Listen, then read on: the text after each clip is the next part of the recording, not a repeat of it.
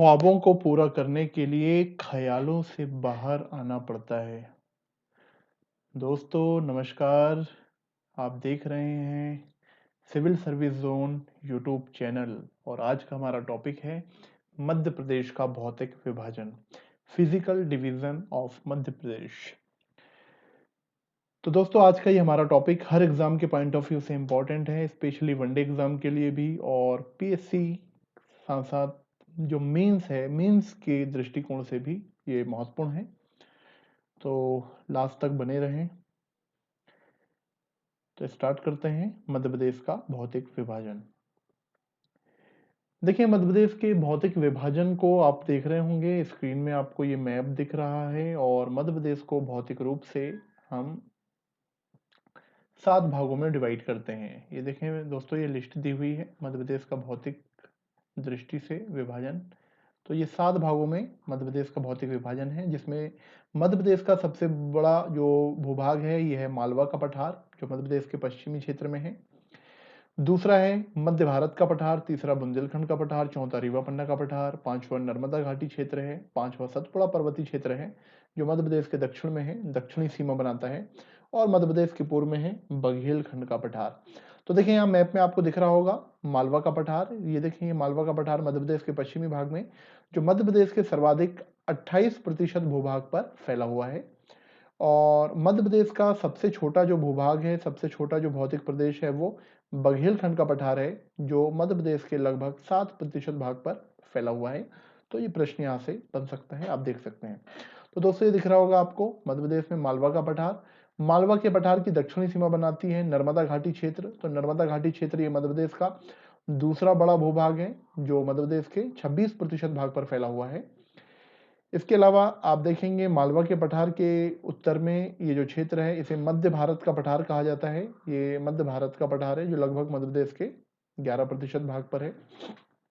इसमें भिंड, मुरैना, ग्वालियर, श्योपुर, शिवपुरी ये सारे जिले शामिल होते हैं। उसी से लगा हुआ मध्य भारत के पठार और रीवा पन्ना के पठार के बीच में मध्य प्रदेश के साथ साथ उत्तर प्रदेश में भी फैला हुआ ये भूभाग है, जिसको हम बुंदेलखंड का पठार कहते हैं। तो ये बुंदेलखंड का पठार है, जिसमें दोस्तों निवाड़ी है, टीकमगढ़ है, छतरपुर है, ठीक है ना, ये सारे जिले इसमें शामिल होते हैं। उसके अलावा उसी के नीचे आप देखेंगे रीवा पन्ना का पठार मिल गया आपको। रीवा, पन्ना, सतना इन जिलों में फैला हुआ है। और ये नर्मदा घाटी पूरी की पूरी नर्मदा नदी जो अमरकंटक से निकलती है वहां से लेकर के पश्चिम तक ये बहुत सारे जिले हैं, जबलपुर, नरसिंहपुर, इसके अलावा सीहोर, रायसेन, है ना, ये सारे जिले जो हैं इसमें शामिल हैं। इसके अलावा नर्मदा घाटी के समानांतर उसके दक्षिण में पश्चिम से पूर्व एक बहुत बड़ा भूभाग फैला हुआ है, जिसको हम सतपुड़ा मैकाल पर्वत श्रेणी कहते हैं या सतपुड़ा पर्वतीय क्षेत्र कहते हैं। और यहीं पर मध्य प्रदेश की सबसे ऊंची चोटी धूपगढ़ स्थित है, आपको पता होना चाहिए, जिसकी ऊंचाई 1350 मीटर है। तो याद रहेगा आपको धूपगढ़ कहाँ पर है, ये सतपुड़ा पर्वतीय क्षेत्र में ही होशंगाबाद जिले में स्थित है। तो क्लियर दोस्तों, चलिए आगे बढ़ते हैं और देखें यहाँ पर मध्य प्रदेश का भौतिक विभाजन दिया हुआ है। मध्य प्रदेश को 3 भागों में बांटा हुआ है इस फ्लो चार्ट, इस चार्ट में। तो मध्य उच्च प्रदेश, तो मध्य उच्च प्रदेश में ये 5 क्षेत्र शामिल होते हैं, जिसमें मालवा का पठार, मध्य भारत का पठार, बुंदेलखंड का पठार, रीवा पन्ना का पठार और नर्मदा घाटी क्षेत्र को शामिल किया जाता है। वहीं आप देखेंगे सतपुड़ा पर्वतीय क्षेत्र। सतपुड़ा पर्वतीय क्षेत्र अभी मैंने बताया आपको पश्चिम से पूर्व जो है ये दक्षिणी भाग में फैला हुआ है। इसकी जो पश्चिमी श्रेणी है इसको राजपीपला की पहाड़ी कहते हैं। और दोस्तों ये जो राजपीपला की पहाड़ी है ये मध्य प्रदेश के साथ साथ गुजरात में भी स्थित है। मध्य वाला जो भाग है इसे महादेव पर्वत कहते हैं। इसी महादेव पर्वत पर मध्य प्रदेश की सबसे ऊंची चोटी धूपगढ़ स्थित है और ये पचमढ़ी वाले क्षेत्र में है धूपगढ़, आपको पता होना चाहिए। मध्य भाग है, अच्छा, ये जो महादेव पर्वत है ये मध्य प्रदेश के साथ साथ ये महाराष्ट्र में भी स्थित है। और ये जो पूर्वी जो हिस्सा है इसका, इसको मैकाल पर्वत श्रेणी कहा जाता है या मैकाल पर्वत। तो ये मध्य प्रदेश के पूर्वी भाग के साथ साथ ये छत्तीसगढ़ क्षेत्र में भी मैकाल पर्वत का विस्तार है। इसके अलावा मध्य प्रदेश का तीसरा जो भौगोलिक क्षेत्र है इसको पूर्वी पठार या इसे बघेलखंड का पठार भी कहते हैं। तो ये आप याद रखें, कुल 7 प्राकृतिक या भू आकृतिक प्रदेशों में मध्य प्रदेश को डिवाइड किया जाता है। तो दोस्तों हम एक एक भूभाग की बात कर लेते हैं। इसमें सबसे बड़ा जो भूभाग है वो है मालवा का पठार। तो ये आप देख रहे होंगे हेडिंग आपको यहाँ पर मिल जाएगी, मालवा का पठार। तो ये मालवा का पठार है और मालवा के पठार से रिलेटेड वो सारी बातें, सारी चीज़ें जो आपके एग्जाम के पॉइंट ऑफ व्यू से इंपॉर्टेंट है। अगर हम मालवा के पठार का विस्तार देखें तो देखें ये दिख रहा है आपको मालवा के पठार का विस्तार। तो मालवा के पठार का विस्तार ये अरावली पर्वत और विंध्याचल पर्वत के मध्य स्थित है। बहुत इंपॉर्टेंट फैक्ट है, बहुत से एग्जाम में ये क्वेश्चन पूछा हुआ है। अरावली पर्वत और विंध्य पर्वत के बीच में मालवा का पठार स्थित है, याद रखिएगा। ये मध्य प्रदेश का सबसे बड़ा भूभाग है। जैसे मैंने आपको बताया, मध्य प्रदेश को 7 भू आकृतिक प्रदेशों में डिवाइड किया जाता है। उसमें सबसे बड़ा जो भू आकृतिक प्रदेश है वो मालवा का पठार है, जो मध्य प्रदेश के कुल क्षेत्रफल का 28% पार्ट पर ये फैला हुआ है। तो ये फैक्ट याद रखना, 28% भाग सबसे बड़ा भूभाग है और अरावली और विंध्याचल पर्वत के बीच में स्थित है। आपको पता ही है अरावली पर्वत का जो अधिकांश विस्तार है वो राजस्थान में और विंध्याचल पर्वत मालवा के पठार के दक्षिण में है। इसका निर्माण कैसे हुआ? तो मालवा के पठार का निर्माण क्रिटेशियस काल में दक्कन ट्रेप की लावा तथा बेसाल्टिक चट्टानों के टूटने से हुआ है। तो क्रिटेशियस काल में हमारे यहाँ ज्वालामुखी क्रिया हुई थी जिससे दक्कन के पठार का निर्माण हुआ। उसी दक्कन के पठार का हिस्सा है हमारा मालवा का पठार, मध्य प्रदेश का पश्चिमी भाग। और उससे जो लावा निकला वो बेसाल्टिक लावा था। तो बेसाल्टिक लावे से जो चट्टानें बनी, वो चट्टानें जो टूटी, उससे ही इस मालवा के पठार का निर्माण हुआ है। तो ये फैक्ट याद रखिएगा। तो किस काल में हुआ है मालवा के पठार का निर्माण? क्रिटेशियस काल। क्रिटेशियस काल ये इंपॉर्टेंट है दोस्तों, इसको आप याद रखें। इसके अलावा ये जो बेसाल्टिक चट्टानें हैं, जब ये टूटी फूटी तो इनके टूटने से जो मिट्टी बनी, तो कैसी मिट्टी होगी? काली मिट्टी। ठीक है, चलिए इसके बाद आगे बढ़ते हैं। यहाँ की हम जलवायु की बात करते हैं, क्लाइमेट की बात करते हैं। तो कैसी जलवायु है यहाँ पर? सम जलवायु पाई जाती है दोस्तों यहाँ पर। तो आप याद रखें, सम जलवायु का मतलब है कि यहाँ ना तो वो गर्मी में बहुत अधिक गर्मी पड़ती है और ठंड में ना ही बहुत अधिक ठंड पड़ती है। तो ठंड भी ज्यादा नहीं होती, गर्मी भी ज्यादा नहीं होती, इसलिए यहाँ पर सम जलवायु पाई जाती है। और उसका सबसे बड़ा रीजन ये है क्योंकि जो मालवा का पठार है वो आप देखेंगे अरब सागर के काफी निकट है। तो समुद्र का समकारी प्रभाव होने की वजह से यहां पर आपको सम जलवायु देखने को मिलेगी। एक चीनी यात्री थे जिनका नाम था फाहियान। याद रखें इस फैक्ट को, ये क्वेश्चन आपसे बार बार पूछा जाता है। फाहियान ने मालवा की जलवायु को विश्व की सर्वश्रेष्ठ जलवायु कहा है। तो ये फैक्ट आप याद रखें, मालवा की जलवायु को विश्व की सर्वश्रेष्ठ जलवायु कहा है। हालांकि विश्व का अगर हम क्लाइमेट देखें तो विश्व में एक जलवायु होती है जिसका नाम है भूमध्य सागरीय जलवायु। सुना होगा दोस्तों आपने, भूमध्य सागरीय जलवायु। और ये जो भूमध्य सागरीय जलवायु होती है ये विश्व की वर्तमान में सबसे अच्छी जलवायु मानी जाती है, क्योंकि यहाँ पर मानव जीवन जीने के अनुकूल एक निश्चित तापमान होता है, ह्यूमिडिटी बहुत ज़्यादा नहीं होती है। ठीक है, तापमान बहुत ज़्यादा भी नहीं होता और बहुत कम भी नहीं होता है। और गर्मी का जो तापमान होता है वो 18 डिग्री सेल्सियस के आसपास होता है। तो भूमध्य सागरीय जलवायु वर्तमान समय में बहुत अच्छी जलवायु मानी जाती है, जो खासकर रसदार फलों की खेती के लिए फेमस है। मेडिटेरियन सी से लगा हुआ होता है ये क्लाइमेट। लेकिन आप याद रखें, फाहियान ने विश्व की सबसे जलवायु हमारे मालवा की जलवायु को कहा है। मालवा की मिट्टी देखें तो यहाँ पर काली मिट्टी, जैसे मैं आपको बता चुका हूँ, काली मिट्टी है। काली मिट्टी को रेगुड़ मिट्टी भी कहा जाता है, स्वतः जुताई वाली मिट्टी भी कहा जाता है, क्योंकि थोड़ा सा ये सूखने पर बड़ी दरारों में टूट करके बिखर जाती है और थोड़ा सा गीला होने पर ये चिपचिपी हो जाती है। तो इसे स्वतः जुताई वाली मिट्टी या रेगुड़ मिट्टी के नाम से भी जाना जाता है। और टिटानीफेरस लवण के कारण इस मिट्टी का रंग काला होता है। फसलें देखें यहाँ की, तो काली मिट्टी सबसे इंपॉर्टेंट है सोयाबीन की फसलों के लिए। तो सोयाबीन, कपास की खेती के लिए प्रसिद्ध होती है काली मिट्टी, याद रखिएगा। बड़ी मात्रा में हमारे यहाँ कॉटन का उत्पादन इस मिट्टी में किया जाता है। गेहूं की पैदावार इस मिट्टी में बहुत अच्छी होती है। ज्वार का उत्पादन बहुत ज्यादा होता है इस मिट्टी में, आपको पता होना चाहिए। ज्वार, सोयाबीन के आने से ज्वार का जो प्रोडक्शन है, ज्वार का जो एरिया है मालवा में, वो काफी तेजी से कम हुआ है। और मूंगफली के उत्पादन के लिए भी ये मिट्टी बहुत अच्छी मानी जाती है। आपको पता होना चाहिए, आजादी के समय हमारे यहाँ मध्य प्रदेश में सोयाबीन का उत्पादन नहीं होता था। पहली बार सोयाबीन का उत्पादन मध्य प्रदेश में एक प्रोजेक्ट के तौर पर 3000 हेक्टेयर में देवास में लगाया गया था। कुछ हेक्टेयर में देवास में लगाया गया था। और दोस्तों ये समय है 1963 का। तो ये आप फैक्ट याद रखिएगा, 1963 में मध्य प्रदेश के देवास में पहली बार सोयाबीन लगाया गया। हालांकि वर्तमान मध्य प्रदेश में सबसे ज्यादा सोयाबीन का उत्पादन हमारा उज्जैन करता है। तो उज्जैन में सबसे ज्यादा सोयाबीन का प्रोडक्शन होता है। लेकिन अगर पूरे भारत में देखें तो सोयाबीन का सबसे ज्यादा उत्पादन मध्य प्रदेश करता है और मध्य प्रदेश के बाद सबसे ज्यादा सोयाबीन का उत्पादन महाराष्ट्र करता है। मालवा क्षेत्र की नदियां देखें तो मालवा में एक नदी बहती है जिसका नाम है चंबल। चंबल एक विशाल नदी है जो मध्य प्रदेश से निकलकर राजस्थान में जाती है और फिर पुनः शिवपुर से मध्य प्रदेश में प्रवेश कर जाती है और फिर उत्तर प्रदेश में जाकर के ये यमुना में मिल जाती है। तो यमुना की सहायक नदी है चंबल। छिप्रा के तट पर ही महाकालेश्वर की नगरी है जो मध्य प्रदेश का एकमात्र दक्षिण मुखी ज्योतिर्लिंग है उज्जैन में। तो उज्जैन छिप्रा के तट पर है। छिप्रा को मालवा की गंगा कहा जाता है। इसके अलावा कोलार नदी, बारना नदी, पार्वती नदी, गंभीर नदी और खान नदी। खान छिप्रा की सहायक नदी है। इसके अलावा धार से एक नदी निकलती है जिसका नाम है माही नदी। ये सारी की सारी जो नदियां हैं ये मालवा के पठार में बहने वाली मुख्य नदियां हैं। इनको आप याद रखें। इसके अलावा अगर यहाँ की चोटियां देखें तो दोस्तों यहाँ पर 3 चोटियां हैं मालवा के पठार में और तीनों ही चोटियां इंदौर में हैं। तो अच्छा है, आपको ज्यादा रटने की जरूरत नहीं है।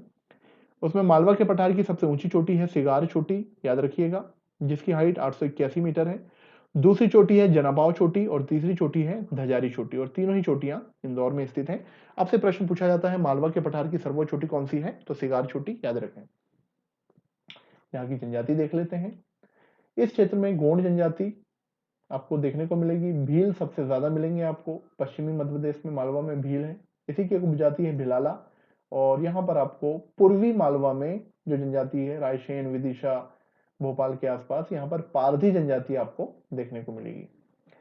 इंडस्ट्री की बात करें दोस्तों तो औद्योगिक दृष्टि से मालवा का पठार मध्य प्रदेश का सबसे विकसित क्षेत्र है, सबसे अग्रणी क्षेत्र है। सबसे ज्यादा औद्योगिक विकास मध्य प्रदेश में कहीं हुआ है तो वो मालवा के पठार में हुआ है। उसका सबसे बड़ा रीजन है कि आजादी के बाद से देश मध्य प्रदेश की राजनीति में जो प्रभुत्व रहा है वो मालवा का रहा है, मालवा के नेताओं का रहा है।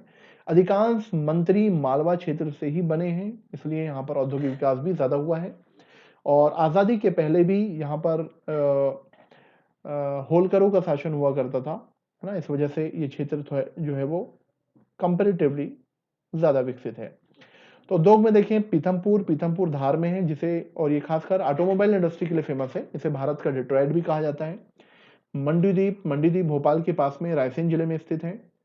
मेघनगर झाबुआ में भी, यहाँ भी बहुत सारे औद्योगिक घराने हैं। बहुत सी इकाइयां, बहुत सी यूनिट लगाई गई हैं। पीलूखेड़ी एक औद्योगिक क्षेत्र है जो राजगढ़ में है। मक्सी शाजापुर में औद्योगिक क्षेत्र है, इसको आप याद रखें। कई बार एग्जाम में आपसे पूछ लेता है मक्सी औद्योगिक क्षेत्र किस जिले में है, मेघनगर कहाँ है, मंडीदीप कहाँ है, तो ये आपके लिए बड़ा हेल्पफुल होगा।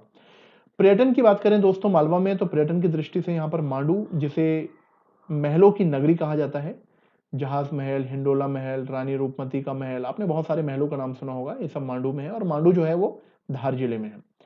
महाकालेश्वर भारत के 12 ज्योतिर्लिंग में से एकमात्र जो दक्षिण मुखी ज्योतिर्लिंग है वो उज्जैन में ही है, क्षिप्रा नदी के तट पर।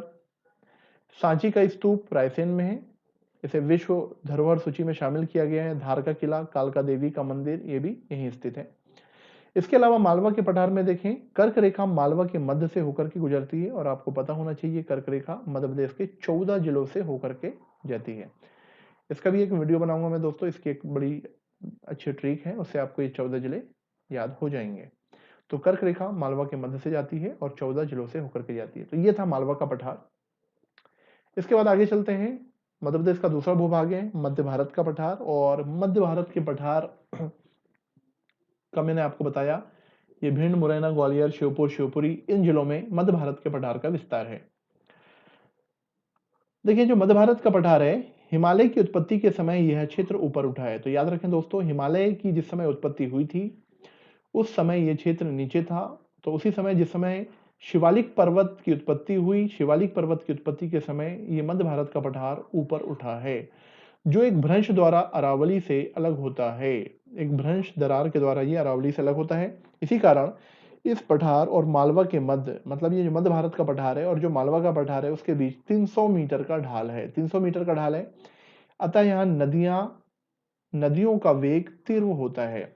तो आपने सुना होगा हमारे मध्य भारत के पठार में, मालवा के पठार से एक नदी निकलती है जिसका नाम है चंबल नदी। ये चंबल नदी जब राजस्थान से जैसे ही मध्य प्रदेश में प्रवेश करती है, तो राजस्थान में तो बिहाड़ों का निर्माण करती करती है, वैसे ही मध्य प्रदेश में ढाल ज्यादा होने की वजह से इसका वेग बहुत ज्यादा तीव्र हो जाता है। और तीव्र वेग होने की वजह से ये तेजी से अपर्दन करती है। और कौन सा अपर्दन? अपर्दन भी दोस्तों 3 तरीके के होते हैं, एक होता है परत अपर्दन, एक होता है अवनलिका अपर्दन और तीसरा होता है अपसाल अपर्दन। तो जो परत अपर्दन होता है उसमें मिट्टी की ऊपरी परत बहकर चली जाती है, और जो अवनलिका अपर्दन होता है उसमें बड़े-बड़े खड्ड बन जाते हैं अपनति और अभिनति के रूप में। तो बड़े-बड़े खड्ड जो बनते हैं वो इस तरीके से अपनति और अभिनति के रूप में बन जाते हैं। तो ये बड़े-बड़े टीले होते हैं, मिट्टी के टीले होते हैं, है ना? और ये जो होते थे ये मिट्टी के टीले, ये डाकुओं के शरण स्थल ही ये हुआ करते थे, है ना? हालाँकि अब तो डाकू बचे नहीं। तो इसे बीहड़ कहा जाता है। तो ये बीहड़ जो बीहड़ बनाई है वो चंबल नदी ने बनाई है इसी वजह से। तो ये बीहड़ जो है ये अवनलिका अपर्दन का एग्जाम्पल है, जिसे इंग्लिश में गली इरोजन भी कहते हैं। चलिए, इसका निर्माण कैसे हुआ? तो विंध्यन शैल समूह के अपर्दन से, विंध्यन जो चट्टाने हैं इनका जो अपर्दन हुआ उससे मध्य भारत के पठार का निर्माण हुआ है, तथा नदियों के निक्षेप से हुआ है। नदियों ने अपने द्वारा जो लाए हुए जो निक्षेप है, डिपॉजिट की है अवसादों को, उससे भी इसका निर्माण हुआ है। और याद रखें दोस्तों, ये क्वेश्चन पूछा हुआ है, मध्य भारत का पठार गंगा बेसिन का हिस्सा है। तो ये इंपॉर्टेंट फैक्ट है, क्योंकि आप देखेंगे यहाँ पर जो चंबल नदी बह रही है, जो चंबल नदी है वो फाइनली यहाँ का पानी लेकर के यमुना में मिला देती है, और यमुना का पानी किसमें मिल जाता है? गंगा में मिल जाता है। पहले तो यमुना बेसिन का हिस्सा है और फाइनली यमुना किसका हिस्सा है? गंगा का हिस्सा है, तो गंगा बेसिन का हिस्सा कहलाएगा। ये लास्ट टाइम एमपीपीएससी में क्वेश्चन पूछा भी हुआ था। जिले नीमच है, श्योपुर है, भिंड मुरैना है, ग्वालियर है, शिवपुरी है। अगर हम जनजातियों की बात करें तो यहाँ पर सहरिया जनजाति, मध्य प्रदेश की विशेष पिछड़ी जनजातियों में इसको शामिल किया गया है सहरिया को। कंजर है, बंजाराओं का संबंध राजस्थान से भी है। दोस्तों, अगर हम यहाँ का क्लाइमेट देखें तो यहाँ पर विषम जलवायु है। विषम जलवायु इसलिए क्योंकि महासागर से काफी दूर है, इसलिए ठंड में बहुत अधिक ठंड और गर्मी में खूब ज्यादा गर्मी पड़ती है, इसलिए विषम जलवायु है। वर्षा 50 से 75 सेंटीमीटर तक होती है, कम वर्षा होगी। तो जैसी वर्षा होगी वैसे वन मिलेंगे, वैसी क्रॉप पैटर्न आपको देखने को मिलेगा। तो सामान्यतः ये कम वर्षा वाला क्षेत्र है। वन देखें तो अर्धशुष्क कटीले पर्णपाती वन पाए जाते हैं। कटीले वन, कम वर्षा हो रही है इस वजह से, और पर्णपाती इसलिए क्योंकि यहाँ के वृक्ष गर्मी से पहले अपनी पत्तियां गिरा देते हैं। इन वृक्षों की अगर हम बात करें तो खैर का वृक्ष है, बबूल है, पलास है, ये वृक्ष आपको यहाँ पर देखने को मिलेंगे। मध्य प्रदेश की एक जनजाति है दोस्तों जिसका नाम है खैरवार जनजाति, और ये जो खैरवार जनजाति है खैर नामक वृक्ष से कत्था बनाने में विशेष रूप से पारंगत होती है। तो ये आप याद रखें।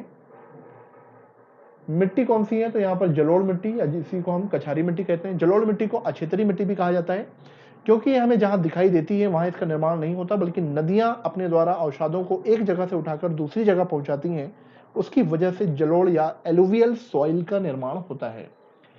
फसल देखें तो इस मिट्टी में सरसों, इस क्षेत्र में मुख्यतः सरसों की फसल होती है ना? और इसी कारण दोस्तों ये मध्य भारत के पठार को, और उसमें खासकर मुरैना को, सरसों की हांडी भी कहा जाता है। तो याद रहेगा सरसों की हांडी, क्योंकि सरसों का बहुत बड़ी मात्रा में प्रोडक्शन यहाँ पर हो रहा है। ज्वार होता है, तिल होता है, गेहूं होता है, मक्का और मोटे अनाज, ज्वार बाजरा मक्का लगाए जाते हैं। अभी आपको पता होना चाहिए सरकार ने इस बजट में भी मोटे अनाज पर काफी बात की है, और मोटे अनाज को बहुत ज्यादा प्राथमिकता अब दिया जा रहा है, क्योंकि मोटे अनाज का रेट एक तो कम भी होता है, और दूसरा बहुत ज़्यादा फर्टाइल अगर मिट्टी नहीं है वहाँ भी उग जाता है। और सबसे अच्छी बात यह है कि जो मोटे अनाज होते हैं इसमें न्यूट्रिशन वैल्यू बहुत ज़्यादा होती है, इसलिए वर्तमान में जो सरकार है वो इसको बहुत ज़्यादा प्रमोट कर रही है। आगे चलते हैं दोस्तों, अब हम नदियों की बात कर लेते हैं। अगर हम नदियां देखें यहाँ की, तो प्रमुख नदियां हैं चंबल, जैसे मैंने आपको बताया, विशाल बीहड़ों का निर्माण किया है, और बीहड़ जो है वो अवनलिका अपर्दन से इन बीहड़ों का निर्माण हुआ है। सिंध नदी यहाँ बहती है, काली सिंध बहती है, पार्वती बहती है, क्वारी बहती है, और शीप यहाँ की इस क्षेत्र की मुख्य नदियां हैं। इंडस्ट्री अगर देखें तो यहाँ पर बानमौर है, बानमौर मुरैना में है, एक औद्योगिक क्षेत्र है। मालनपुर भिंड का एक औद्योगिक क्षेत्र है। ग्वालियर है। पर्यटन की दृष्टि से अगर देखें दोस्तों, यहाँ पर ग्वालियर का किला है जिसे पूर्व का जिब्राल्टर कहा जाता है। लक्ष्मीबाई की समाधि यहीं ग्वालियर में है। तानसेन की समाधि भी यहीं पर ग्वालियर में समाधि है।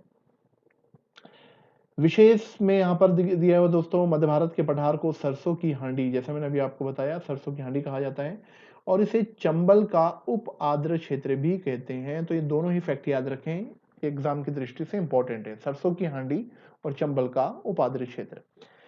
नेक्स्ट है बुंदेलखंड का पठार। अब ये बुंदेलखंड का पठार, जैसे मैंने आपको बताया था, रीवा पन्ना का पठार और मध्य भारत के पठार के बीच में स्थित है। यमुना नदी इसकी उत्तरी सीमा बनाती है, मतलब यमुना नदी इसके उत्तर से होकर के बहती है। इंपॉर्टेंट फैक्ट है दोस्तों, इसको आप याद रखें, पूछा हुआ क्वेश्चन है ये।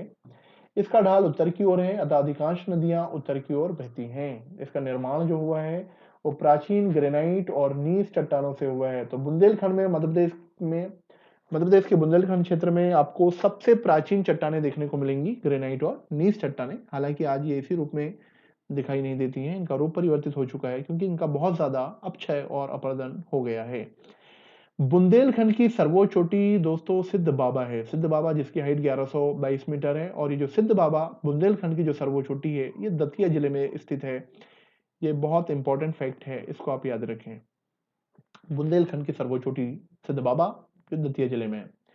बुंदेलखंड क्षेत्र में आने वाले जिले दतिया है, सागर है, अशोकनगर, टीकमगढ़, उसी से निकल के बना निवाड़ी, छतरपुर जिसे शिल्पकला का तीर्थ भी कहते हैं, खजुराहो के मंदिर इसी छतरपुर में है, और पन्ना जिसे हीरा डिस्ट्रिक्ट भी कहा जाता है, डायमंड डिस्ट्रिक्ट कहा जाता है पन्ना। वन देखें तो तेंदुपत्ता होता है यहाँ पर बड़ी मात्रा में। पूरा मध्य प्रदेश सबसे ज्यादा तेंदुपत्ते का उत्पादन करता है, बिड़ी बनाई जाती है तेंदुपत्ते से। महुआ, शराब का उत्पादन। बबूल, खैर, नीम आदि वृक्ष पाए जाते हैं। क्योंकि यहाँ पर वर्षा 50-70 से 80 सेंटीमीटर के बीच ही होती है, तो बहुत ज्यादा वर्षा वाला क्षेत्र नहीं है, यहाँ भी बारिश काफी कम हो रही है। सॉइल की बात करें दोस्तों तो मिश्रित मिट्टी पाई जाती है। मिश्रित मिट्टी वो मिट्टी होती है जिसमें लाल, काली, पीली तीनों का मिश्रण पाया जाता है। तो ये लिखा हुआ है, लाल, काली और पीली तीनों का मिश्रण जिस मिट्टी में होगा वो मिश्रित मिट्टी होगी। और जो मिश्रित मिट्टी होती है वो कृषि की दृष्टि से ज्यादा फर्टाइल नहीं होती, इसलिए मुख्यतः यहाँ पर मोटे अनाज ही उगाए जाते हैं। फसलें देखें तो गेहूं का उत्पादन मुख्य रूप से इस क्षेत्र में हो रहा है, ज्वार होता है, मक्का होता है, तिल होता है और मोटे अनाज जैसा मैंने भी आपको बताया। नदियां देख लें, इस क्षेत्र की प्रमुख नदी बेतवा है, और आपको पता ही होना चाहिए और आपको पता होगा कि बेतवा को बुंदेलखंड की गंगा कहते हैं। तो याद रखें आप, बुंदेलखंड की गंगा बेतवा नदी को कहा जाता है। धशान यहाँ की मुख्य नदी है, सिंध है, उर्मिल है, जामनी, ये बुंदेलखंड क्षेत्र की प्रमुख नदियां हैं। मिनरल्स देखें, खनिज तो डायमंड आपको पता ही है, पन्ना, पन्ना की एक हिनोता खान है, ये हीरे के लिए प्रसिद्ध है, और यहाँ की एक बिजावर श्रेणी है, वहां पर ये हीरा मिलता है। चूना पत्थर दोस्तों यहाँ पर बड़ी मात्रा में पाया जाता है, इसलिए इस क्षेत्र में सीमेंट इंडस्ट्री का विकास काफी ज्यादा हुआ है, और जिप्सम भी आपको यहाँ पर देखने को मिलेगा। पर्यटन स्थल तो अभी मैंने आपको बताया, छतरपुर में खजुराहो के मंदिर हैं जिसका निर्माण चंदेल शासकों ने करवाया था, और इसे शिल्पकला का तीर्थ भी कहा जाता है, शिल्पकला का तीर्थ याद रखें आप। और एक इंपॉर्टेंट फैक्ट है कि 1986 में ये यूनेस्को में शामिल किया गया। तो ये मध्य प्रदेश का ऐसा स्थान है, ऐसी जगह है खजुराहो, जिसे सबसे पहले यूनेस्को की विश्व धरोहर सूची में शामिल किया गया। तो याद रखें आप, 1986। इसके अलावा बिजावर श्रेणी, नरहट श्रेणी और चंदेरी पार्ट, ये कुछ चट्टाने हैं, रॉक हैं, इनको नाम दिया गया है। तो बिजावर श्रेणी, नरहट श्रेणी, चंदेरी पार्ट, ये सब बुंदेलखंड के पठार में स्थित है। इस पठार के समतल क्षेत्र को, ये जो बुंदेलखंड का पठार है, इस पठार के समतल क्षेत्र में दोस्तों छोटी छोटी पहाड़ियां पाई जाती हैं। इन छोटी छोटी पहाड़ियों को टोर कहा जाता है, ये बहुत इंपॉर्टेंट फैक्ट है, इसको आप याद रखिएगा। तो इस पठार के समतल क्षेत्र में जो छोटी छोटी पहाड़ी मिलेंगी उसे टोर कहते हैं। नेक्स्ट है रीवा पन्ना का पठार। देखिए अब रीवा पन्ना का पठार, अगर हम इसका निर्माण देखें तो जो रीवा पन्ना का पठार है इसका निर्माण हुआ था विंध्यन शैल समूह के अपरदन से। ये पठार नर्मदा घाटी और बुंदेलखंड पठार के बीच में स्थित है, जैसे भी थोड़ी देर पहले मैंने चर्चा की। इसके जिले देखें दोस्तों, कौन कौन से जिले हैं, तो ये जिले हैं, रीवा है, पन्ना है, सतना है, दमोह है, कटनी है, उमरिया है ना, ये सब इसमें शामिल है। अच्छा, यहाँ जो मैहर है दोस्तों, मैहर में जो विंध्यन पर्वत का जो पूर्वी हिस्सा है उसमें एक पहाड़ी है जिसका नाम है त्रिकुटा। त्रिकुटा एक चोटी है, और ये जो त्रिकुटा चोटी है, मैहर आपको पता ही है सतना जिले में है, वहीं पर शारदा माँ का मंदिर स्थित है, तो बहुत फेमस है ये। तो याद रखें यहाँ की ऊंची चोटी कौन सी है, त्रिकुटा, जो मैहर में स्थित है, और उसी पर शारदा माँ का मंदिर है। यहाँ की जलवायु अगर देखें तो ग्रीष्म ऋतु में साधारण गर्म, जबकि शीत ऋतु में यहाँ पर अधिक ठंड पड़ती है। वन देख लीजिए तो इस क्षेत्र में वनों में खैर है, बांस है, तेंदुपत्ता है, शीशम है, पलास है, ये वृक्ष आपको मिलेंगे। मिट्टी तो वही मिश्रित मिट्टी जिसमें लाल, काली, पीली मिट्टी का मिश्रण होता है। नदियां देखें यहाँ की तो टोंस नदी है, केन नदी है, बीहड़ नदी है, याद रखें, बिछिया नदी है, बेलन नदी है, केवटी है, बहुटी है। दोस्तों आपने सुना होगा केवटी जलप्रपात, बहुटी जलप्रपात या वाटरफॉल, ठीक है, वो सब यहीं पर है। फसलों की बात करें तो गेहूं मुख्य रूप से होता है। इसके अलावा अधिक वर्षा वाले क्षेत्र में जहां साधन होता है वहां चावल का भी उत्पादन होता है, क्योंकि चावल के लिए ज्यादा जल की आवश्यकता होती है। तिल है, ज्वार है, बाजरा है, मतलब मोटे अनाज का उत्पादन भी यहाँ पर किया जाता है। खनिज देखें तो चूना पत्थर वाला क्षेत्र है, गेरू का उत्पादन है, हीरे का उत्पादन है। ठीक है, तो चूना पत्थर बहुत बड़ी मात्रा में होता है, इसलिए यहाँ पर सीमेंट उद्योग का अधिक विकास हुआ है। सतना स्पेशली गेरू के लिए फेमस है, गेरू का उत्पादन सतना में सबसे ज्यादा होता है। इंडस्ट्री देखें तो सीमेंट उद्योग है, क्योंकि चूना है तो सीमेंट है, क्योंकि चूना सीमेंट के लिए एक, मतलब अगर आपको सीमेंट बनानी है तो सीमेंट बनाने में, एक बोरी सीमेंट बनाने में आपको 75%, 75% चूने की आवश्यकता होती है। इसके अलावा जिप्सम, डोलोमाइट और भी दूसरी चीजें फिर रॉ मटेरियल के तौर पर इस्तेमाल की जाती हैं। डायमंड उद्योग का विकास हुआ है, क्योंकि पन्ना यहीं पर है।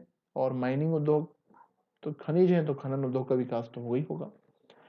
पर्यटन की बात करें तो दोस्तों चचई जलप्रपात है, यहाँ पर क्योटी जलप्रपात है, बहुटी जलप्रपात है, और शारदा माँ का मंदिर मैहर में, जैसे मैंने अभी आपको बताया। तो ये यहाँ के प्रमुख पर्यटन स्थल हैं रीवा पन्ना के पठार के। नेक्स्ट है दोस्तों नर्मदा घाटी क्षेत्र। आपको पता होना चाहिए नर्मदा घाटी क्षेत्र ये मध्य प्रदेश का सबसे निचला क्षेत्र है, सबसे निचला भूभाग है। अगर आपसे पूछ लिया मध्य प्रदेश का सबसे निचला भूभाग कौन सा है, तो नर्मदा घाटी क्षेत्र है, याद रखिएगा। तो देखें दोस्तों इसमें कुछ चीजें दी हुई हैं। प्रारंभ में नर्मदा का ढाल उत्तर की ओर था, अतः नर्मदा नदी उत्तर की ओर बहती थी। क्रिटेशियस काल में, कौन सा काल याद रहेगा आपको, क्रिटेशियस काल। तो क्रिटेशियस काल में नर्मदा भ्रंश घाटी का निर्माण हुआ और इसको ढाल मिल गया पश्चिम की ओर, इसलिए पश्चिम में बहने वाली ये सबसे लंबी नदी बन गई है नर्मदा नदी। तो पश्चिम में बहने वाली सबसे लंबी नदी है और भारत की 5वीं सबसे लंबी नदी कहलाती है नर्मदा। तो याद रहेगा। राज्य के कुल क्षेत्रफल का 26% भूभाग है, जैसा मैंने आपको बताया। ये दूसरा सबसे बड़ा भूआकृतिक प्रदेश है नर्मदा घाटी क्षेत्र। इसका निर्माण कैसे हुआ, तो इस घाटी का निर्माण पश्चिम में दक्कन ट्रेप की चट्टानों से, वही जो भ्रंश घाटी का निर्माण हुआ तो उससे, तो बेसाल्टिक चट्टानें आपको यहाँ पर देखने को मिलेंगी, जबकि पूर्व में जाएंगे तो आपको धारवाड़ और विंध्यन चट्टानें देखने को मिलती हैं। तो पश्चिम से पूरी ये फैली हुई है, इसलिए आपको दोनों ही जगह पर आपको चट्टानें भिन्न भिन्न देखने को मिलती हैं। लमेटा और बाघ सीरीज की चट्टानें भी यहाँ पर पाई जाती हैं। चलिए आगे बढ़ते हैं। अगर हम जिला देखें तो नर्मदा घाटी जिन जिन क्षेत्रों में स्थित है, जबलपुर है, नरसिंहपुर है, होशंगाबाद है, हरदा है, सीहोर है, रायसेन, वो सारे जिले जहां से होकर के नर्मदा बहती है वो सब आ जाएंगे यहाँ पे। अच्छा, मध्य प्रदेश का सबसे निचला भूभाग ये लिखा हुआ है, जैसे मैंने आपको बताया, ये क्वेश्चन पूछा भी हुआ है एग्जाम में।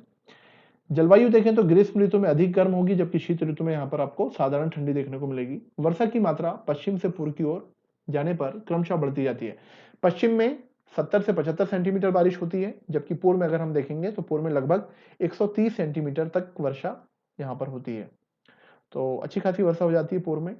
नदियां देख लें दोस्तों, तो यहाँ की सबसे बड़ी नदी है नर्मदा, और आपको पता होना चाहिए नर्मदा की 41 सहायक नदियां हैं और इस क्षेत्र में दोनों ही तरफ से नदियां आकर के मिलती हैं।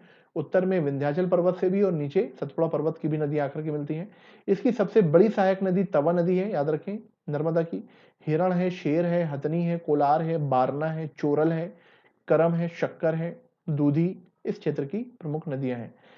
ये लिखा हुआ है दोस्तों नर्मदा में विंध्याचल और सतपुड़ा दोनों ही पर्वत की नदियां आकर के मिलती हैं। तो ये दोनों पर्वत की नदियां यहाँ पर मिल जाती हैं।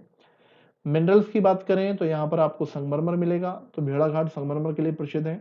हालांकि भारत का सबसे अच्छा संगमरमर मकराना संगमरमर को कहा जाता है, जो राजस्थान के नागौर जिले में। और दोस्तों आपको पता होना चाहिए ताजमहल के निर्माण में मकराना संगमरमर का इस्तेमाल किया गया है और अंतरराष्ट्रीय डिमांड भी उसकी बहुत ज्यादा है।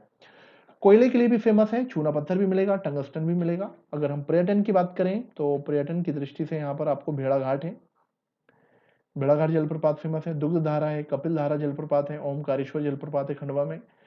और दोस्तों जबलपुर में 64 योगिनी मंदिर भी प्रमुख पर्यटक स्थल है। नर्मदा पश्चिम में अखरानी की पहाड़ी को काटकर एक गार्ज बनाती है, गार्ज को इंग्लिश में कैनियन कहते हैं दोस्तों, याद रखना। एक गहरी तीर और ढाल वाली घाटी जिसको कैनियन या गार्ज कहा जाता है। तो नर्मदा नदी पश्चिम में अखरानी की पहाड़ी को काट करके मुखरता गार्ज बनाती है। बहुत इंपॉर्टेंट फैक्ट है, याद रखिएगा, मुखरता गार्ज नर्मदा नदी के द्वारा पश्चिम में बनाया जाता है। नेक्स्ट है दोस्तों सतपुड़ा मैकाल पर्वत श्रेणी। अब ये जो सतपुड़ा मैकाल पर्वत श्रेणी है, इसको अगर आप देखें, सतपुड़ा पर्वत जो है पश्चिम से पूर्व तक फैला हुआ है, मध्य प्रदेश की दक्षिणी सीमा बनाने वाला पर्वत है दोस्तों ये सतपुड़ा पर्वत। तो देखें सतपुड़ा पर्वत पश्चिम में इसे राजपीपला की पहाड़ी कहा जाता है। राजपीपला की पहाड़ी गुजरात और मध्य प्रदेश दोनों ही राज्यों में स्थित है। मध्य में महादेव पर्वत है, मैंने आपको बताया था मध्य प्रदेश की सबसे ऊंची चोटी धूपगढ़ इसी महादेव पर्वत पर स्थित है पचमढ़ी में, जो मध्य प्रदेश और महाराष्ट्र दोनों में आता है। और पूर्व में मैकाल पर्वत है, और मैकाल पर्वत का जो विस्तार है दोस्तों ये मध्य प्रदेश और छत्तीसगढ़ दोनों में ही है, तो याद रखिएगा। पश्चिमी भाग को राजपीपला, मध्य भाग को महादेव और पूर्वी भाग को मैकाल पर्वत श्रेणी के रूप में जाना जाता है। ये मध्य प्रदेश की दक्षिणी सीमा बनाता है। अगर हम इसके निर्माण की बात करें तो इसका निर्माण कैसे हुआ, तो देख लीजिए इसका जो निर्माण हुआ है वो दक्कन ट्रेप, जैसे मैंने अभी आपको बताया, दक्कन ट्रेप की बेसाल्टिक चट्टानों के टूटने से इसका निर्माण हुआ है। और पूर्व में धारवाड़ क्रम की कठोर चट्टानें यहाँ पर पाई जाती हैं। तो धारवाड़ चट्टानें पाई जाती हैं, तो जहाँ धारवाड़ चट्टानें होती हैं वो धारवाड़ चट्टानें खनिज संसाधनों की दृष्टि से समृद्ध होती हैं। बड़ी मात्रा में खनिज आपको, धात्विक खनिज आपको यहाँ देखने को मिलेंगे धारवाड़ चट्टानों में। क्लाइमेट की बात करें दोस्तों तो ग्रीष्म ऋतु में साधारण गर्म, जबकि शीत ऋतु में अधिक ठंडा होता है। जिले यहाँ पर बालाघाट है, सिवनी है, छिंदवाड़ा है, खंडवा, खरगोन, बुरहानपुर, बड़वानी। तो पूर्व से पश्चिम के जिलों का क्रम ये दिया हुआ है, बालाघाट, सिवनी, छिंदवाड़ा, खंडवा, खरगोन, बुरहानपुर, बड़वानी, इन जिलों में पर्वत का विस्तार है। वर्षा पश्चिम से पूर्व की ओर जाने पर वर्षा की मात्रा बढ़ती जाती है। पश्चिम में मात्र 60 से 70 सेंटीमीटर ही वर्षा होती है, जबकि पूर्व की ओर जाने पर बहुत ज्यादा वर्षा मिलेगी। तो बालाघाट और मंडला ऐसे क्षेत्र हैं जहां पर खूब वर्षा होती है। बालाघाट सबसे ज्यादा वर्षा प्राप्त करता है 150 सेंटीमीटर। यहाँ की नदियां देखें तो यहाँ की सबसे बड़ी नदी है ताप्ती नदी, आपको पता ही है। बैतुल में जो एक पठार है मुल्ताई, मुल्ताई से निकलती है ताप्ती नदी। बैनगंगा सिवनी से निकलती है, बालाघाट इसी के तट पर है, बैनगंगा तट पर दक्षिण में बहती है। और दक्षिण में जाकर के ये वर्धा से मिल जाती है। वर्धा से जब जैसे ही बैनगंगा मिलती है इनका नाम प्राणहिता हो जाता है, और प्राणहिता आगे जाकर के गोदावरी में मिल जाती है। तो गोदावरी की सहायक नदी है ये। शक्कर है, दूधी है, माचना है, ये बैतुल की नदियां हैं। माचना, कन्हार नदी है, थावर नदी है, पेंच नदी छिंदवाड़े में बहती है, वर्धा। और ये बावन थड़ी, ये भी बालाघाट में, बालाघाट की कटंगी तहसील है वहां बहती है। तो ये सब दोस्तों इस क्षेत्र की मुख्य नदियां हैं, इनको आप याद रखें। अलग से हम नदियों को देखेंगे, नदियों का डिटेल में एक लेक्चर में आपको बनाऊंगा, उसको आप जरूर देखिएगा, आपके सारे कॉन्सेप्ट क्लियर हो जाएंगे। मिट्टी, इस क्षेत्र में पश्चिम में छिछली काली मिट्टी, क्योंकि दक्कन ट्रेप से इसका निर्माण हुआ है तो उसके टूटने से जो मिट्टी बनेगी ऑब्वियस सी बात है काली मिट्टी होगी। जबकि पूर्वी भाग में लेटराइट मिट्टी पाई जाती है। तो बालाघाट, मंडला, सिवनी इन क्षेत्रों में लेटराइट मिट्टी, क्यों? क्योंकि यहाँ पर बारिश ज्यादा होती है, और अत्यधिक बारिश की वजह से जो मिट्टी में घुलनशील तत्व होते हैं वो बहकर के चले जाते हैं। तो जिप्सम और चूना जो है बह जाता है, ऐसी मिट्टी को हम क्या बोलते हैं? लेटराइट मिट्टी बोलते हैं। तो अधिक वर्षा वाले क्षेत्र में आपको लेटराइट मिट्टी, ये उसकी खासियत है, याद रखें। उद्योग, यहाँ पर कागज उद्योग है, तो नेपानगर में आपको कागज उद्योग मिलेगा। कागज उद्योग का निर्माण यहाँ पर किया गया था, नेपानगर बुरहानपुर जिले में है। सूती वस्त्र उद्योग का विकास हुआ है, क्योंकि ये जो खंडवा क्षेत्र है, खंडवा बड़वानी जो क्षेत्र है, यहाँ पर कपास का उत्पादन ज्यादा होता है काली मिट्टी होने की वजह से, इसलिए टेक्सटाइल इंडस्ट्री का विकास हुआ है, और माइनिंग इंडस्ट्री भी यहाँ पर आपको देखने को मिलेगी। पर्यटन की बात करें दोस्तों तो यहाँ पर पचमढ़ी है, पचमढ़ी होशंगाबाद जिले में, जैसे मैंने आपको बताया था मध्य प्रदेश का एकमात्र हिल स्टेशन है पचमढ़ी। असीरगढ़ का किला है, असीरगढ़ का किला बुरहानपुर में। खूनी भंडारा, ये भी बुरहानपुर में। और बड़वानी में 52 गजा मंदिर स्थित है, तो 52 गजा बड़वानी में दोस्तों, याद रखिएगा। और लास्ट मध्य प्रदेश का जो भूभाग है वो है बघेलखंड का पठार। और ये देखें बघेलखंड का पठार, इसको पूर्वी पठार के नाम से भी जाना जाता है। ये जो बघेलखंड का पठार है, अगर हम देखें इसको, तो बघेलखंड के पठार के बारे में कुछ इंफॉर्मेशन दी हुई है। मध्य प्रदेश का सबसे छोटा भूभाग है, जो लगभग 7% भाग पर फैला है, तो मध्य प्रदेश का सबसे छोटा भूभाग है। कैमूर पर्वत इस पठार की उत्तरी सीमा बनाता है, तो दोस्तों याद रखना कैमूर पर्वत इसके उत्तर में स्थित है, जबकि दक्षिणी सीमा इसका मैकाल पर्वत बनाता है। तो मैकाल और कैमूर पर्वत के मध्य में स्थित है बघेलखंड का पठार। इसका निर्माण कैसे हुआ? तो प्राचीन महाकल्प के शैल समूह से, शैल मतलब चट्टानों से, तो प्राचीन चट्टानों से इसका निर्माण हुआ है। अच्छा, देवसर, देवसर की पहाड़ियां इसी क्षेत्र में पाई जाती हैं, और खासकर सिंगरौली जिले में पाई जाती है देवसर की पहाड़ी। इंपॉर्टेंट फैक्ट है दोस्तों, याद रखें, व्यापम ने पीबी ने क्वेश्चन पूछा हुआ है। जिले देखें तो सिंगरौली है, सीधी है, रीवा है, शहडोल, उमरिया, अनूपपुर, ये सब बघेलखंड के जिले हैं। क्लाइमेट की अगर हम बात करें तो ग्रीष्म ऋतु में साधारण गर्मी, जबकि शीत ऋतु में अधिक ठंडी यहाँ पर पड़ती है। एक फैक्ट याद रखना दोस्तों, जो दक्षिण पश्चिम मानसून आता है, दक्षिण पश्चिम मानसून दक्षिण भारत से टकराकर दो शाखाओं में बढ़ जाता है। पश्चिम की एक शाखा होती है जिसको हम अरब सागर शाखा कहते हैं, और पूर्व की एक शाखा है जिसको हम बंगाल की खाड़ी शाखा कहते हैं। ये दोनों ही शाखाओं से बघेलखंड क्षेत्र में बारिश होती है। हालांकि अरब सागर शाखा और मानसून की बंगाल की खाड़ी शाखा, दोनों ही शाखाओं का जो मिलन होता है वो छोटे नागपुर के पठार में होता है, याद रखिएगा। लेकिन ये दोनों ही शाखाओं से बघेलखंड क्षेत्र वर्षा प्राप्त करता है। रेनफॉल की बात करें तो वर्षा मध्य प्रदेश का सर्वाधिक वर्षा वाला क्षेत्र है। यहाँ लगभग 125 से 140 सेंटीमीटर वर्षा होती है, और आपको पता होना चाहिए। अधिक वर्षा होने के कारण चावल का उत्पादन यहाँ पर खूब होता है। नदियां, सोन यहाँ की मुख्य नदी है दोस्तों। सोन आपको पता ही है अमरकंटक से निकलती है, वहीं से जहां से नर्मदा निकलती है। तो नर्मदा, सोन, और एक और नदी है जोहिला, ये भी अमरकंटक से निकलती है। बनास, ये दोस्तों सोन की सहायक नदी है बनास, तो याद रखें आप बनास, ठीक है। तो याद रहेगा आपको बनास, बनास सोन की ही सहायक नदी है। चलिए आगे चलें। बनास के बाद